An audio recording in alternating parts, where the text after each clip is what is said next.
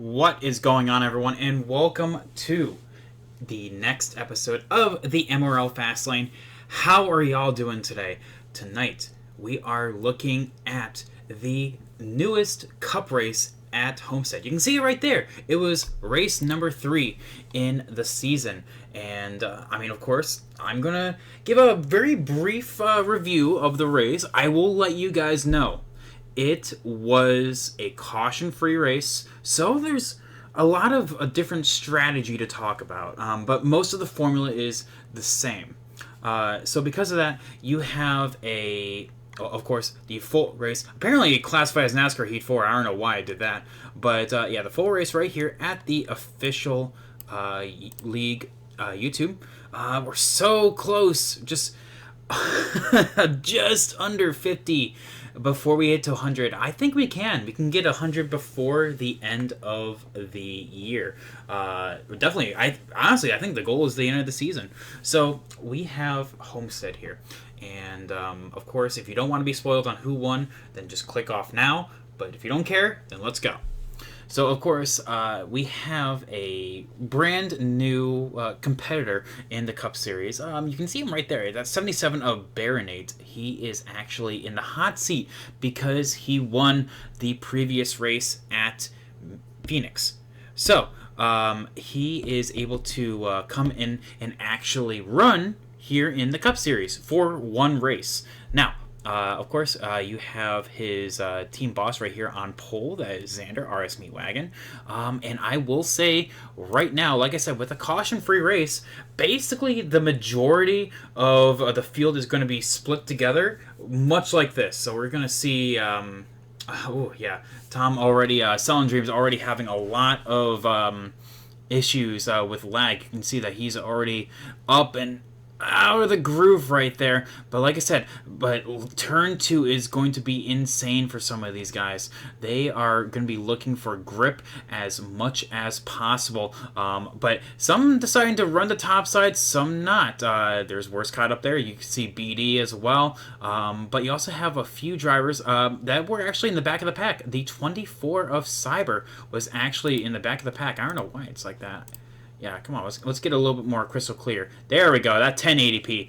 And with that, you can see that basically it's going to be a very much a draft-centric portion of the race. Like I said, caution-free here, so most of the opportunities to pass have either come or gone by this point. And right now, essentially, you're just trying to make your way forward. Kalen as well, back in the pack right here. Cyber's already moving his way forward. He's right there on board with the 8 of Agent Orange. But the top 2, the GMI teammates, which actually that's going to be a thing coming up here soon, is a big to-do for GMI. So we're going to be talking about that here in a hot second. But essentially, you have the 2 splitting away. Baronate right there in the back of the pack. However, they will actually rejoin as the run moves on.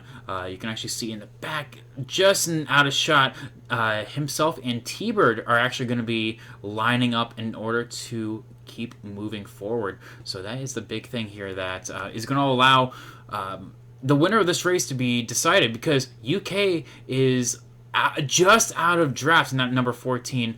So really, if he's not a part of the draft, it's going to be a very, not so good finish for him. But like I said, there's a lot of opportunities to come. So, strategy now at this point. So there were some that decided to stop early, and some people that decided to stop late. The 24 Cyber kind of moving his way forward. The 21, we kind of flipped up on him, was always one of the first stops to be made. However, by the time the first stop actually was a thing, the 3 drivers that will DNF out of this race won't do DNF. So it was actually, funnily enough, in the same order that they qualified in. So Selling Dreams, the first one to go. Then you have BS going to be finishing a not so hot P17, and then Liam P16. 15, 16, 17th. I apologize. So yeah, these guys not so hot right there. But you have a dose of strategy here. And it's at this point people start thinking about the long game. You have a you have a decision to make. You can see that the 1 has already kind of dropped back to the rear of this little pack right here. That was actually by choice, and you will see that in a caution-free race, there's actually an opportunity, especially in no stages, there's no guaranteed yellows, to really save an entire pit stop worth of fuel. And well, someone's going to be the person to do it. I will say that. Kind of just skipping on through, you have a lot of drivers that are actually having a very good night. You have Agent Orange that's actually climbing up here. Piper, unfortunately, out of a lap down right there. But you also have Packers that is actually having a nice run. We're actually on board with him right here. Packers all the way up at this point is P6. So you actually have a very decent run by the Von Poon Racing driver. Here's stop number 2. At this point, the 21 has... I think he got loose or his wheel disconnected. It's one of those two, but he is essentially out of this race at this point. This was just at the halfway portion. So as some of these guys are doing a 4-stopper, Xander is going to be one of those that's going to try to do a 3-stop.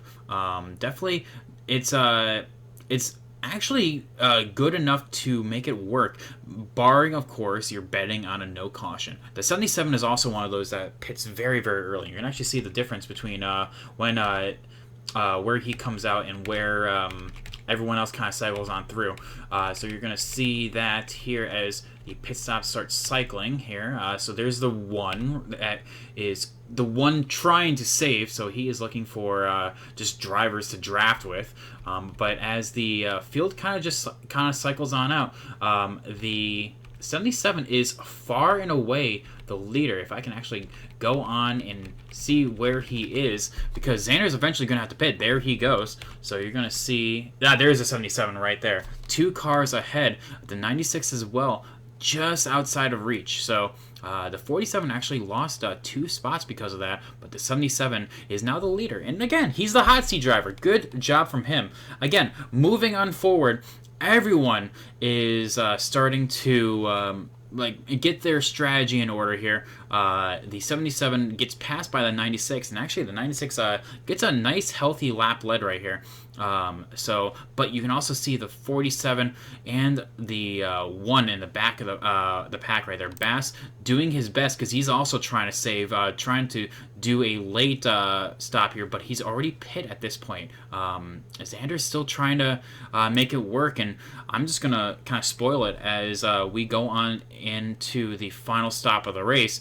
He does get it all done, and as everyone is deciding to stop here for the final time, we have a huge turn of events. The 96, as he is going to be pit, you can actually see it. You probably won't be able to notice. He speeds on pit road.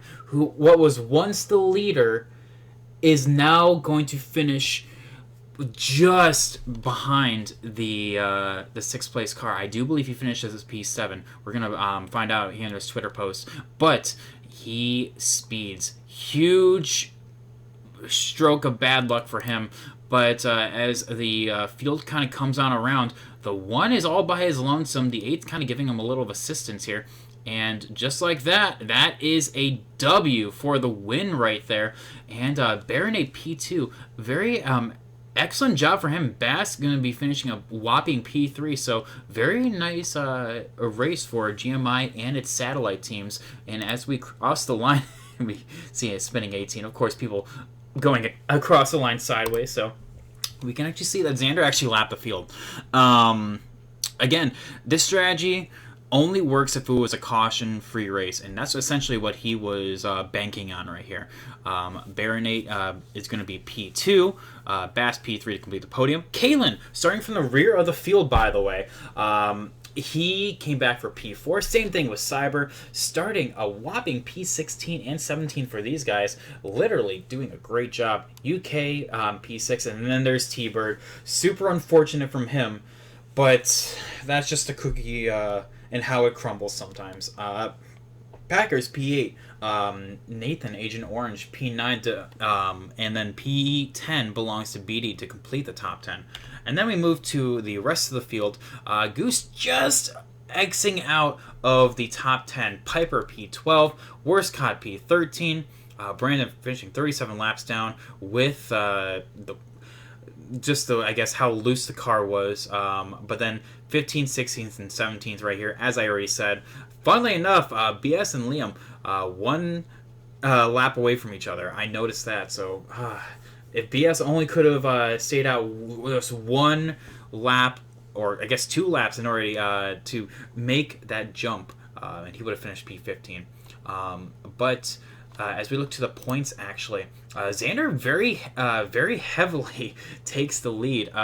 What was, remember, a 2-point and a 5-point gap with Xander being P2, now takes the lead in the points, now by a tie between UK and Cyber. But news alert, Cyber will actually not be racing in Sonoma this week. So he is going to be the, I guess UK is going to be the only Mopawa full-timer in the Cup Series.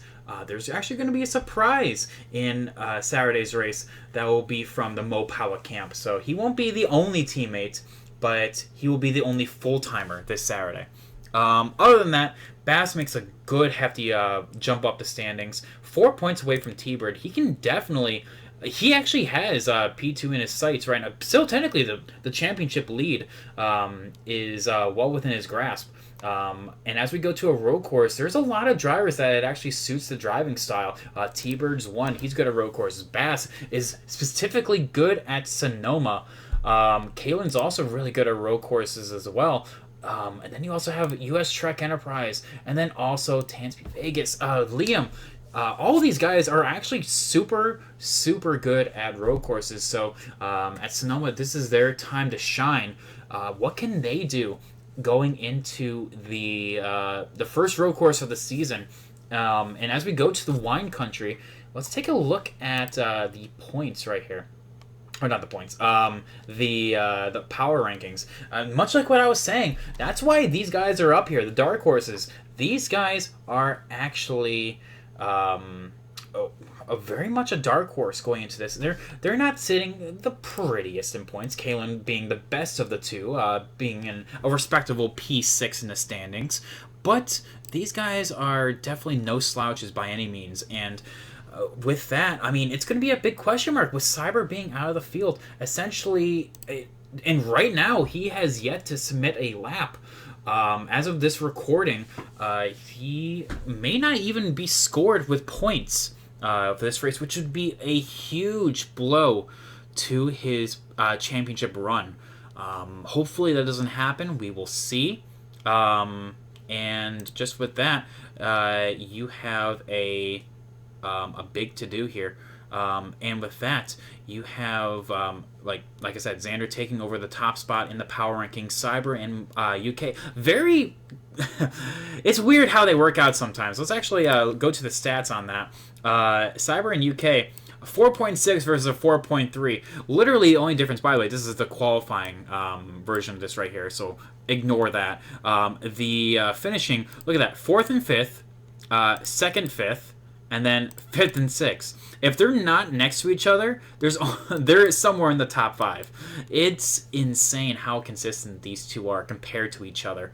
But much like that, like the average finishes kind of speak for themselves right here. 3.6 right here. Of course, with Baronet only having one start, we'll see if he can come back at some point. P2 on the board. Look at this. You have a lot of comers, I will say, and Sonoma could be the start of the championship season for some of these. Of course, by the end of tomorrow, the season will be 25% done, 75% of it remaining. So I'm actually curious as to what's going to happen here. And speaking of the team standings, as I wanted to talk about here, the biggest thing that I wanted to say, Mopawa is far and away just with how consistent Cyber and UK are. These two are just plowing the field. However, it's an all-out brawl for P2.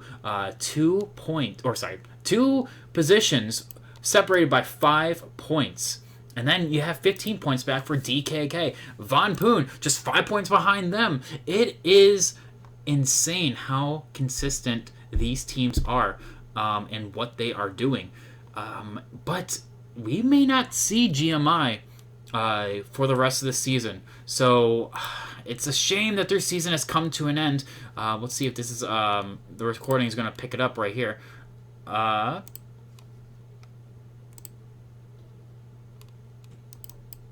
Oh, hang on. Come on. We're gonna work with this here.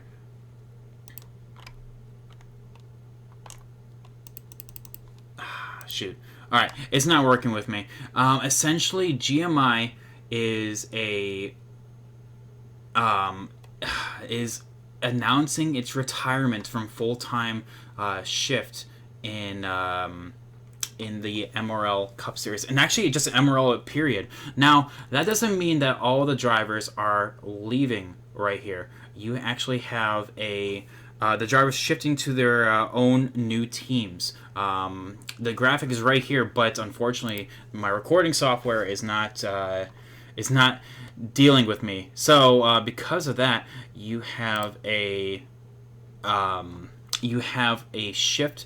Bassbuck leaving GMI and going to DEI right here. But then you also have Xander going to his own Zidell Motorsports. Liam is currently the only free agent that was in the GMI camp.